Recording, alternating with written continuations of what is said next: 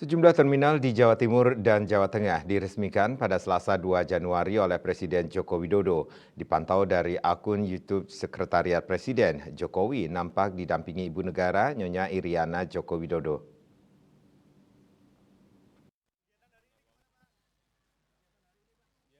Dalam peresmian yang dipusatkan di Terminal Purworejo, Kabupaten Purworejo ini terdapat 4 terminal yang berlokasi di Jawa Timur dan Jawa Tengah diresmikan.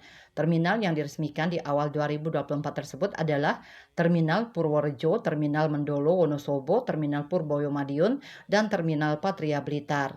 Dalam laporannya kepada Presiden, Menteri Perhubungan Budi Karya Sumadi mengatakan dengan keberadaan terminal ini diharapkan transportasi massal bisa lebih maksimal. Ia menyebut terminal tak hanya berfungsi sebagai terjadinya aktivitas transportasi, namun membantu berkembangnya UMKM. Disebutkannya 4 terminal yang diresmikan ini ada yang merupakan revitalisasi maupun dibangun baru. Ia pun yakin dengan adanya revitalisasi ini, angkutan massal perkotaan dan antar kota bisa menjadi lebih baik. Sementara itu, Presiden mengatakan saat ini macet hampir terjadi di semua kota, sebab semua orang menggunakan kendaraan pribadi.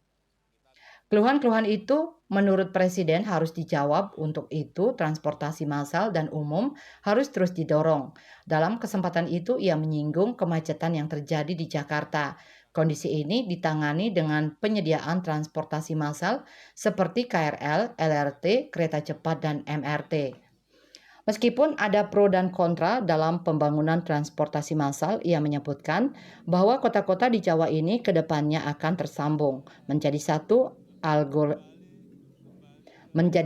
aglomerasi. Menurut Jokowi, pembangunan 4 terminal itu akan memberikan dukungan sarana dan prasarana transportasi, meningkatkan konektivitas antar kota, antar kabupaten, dan antar provinsi. Dia Dewi Bali Pos melaporkan.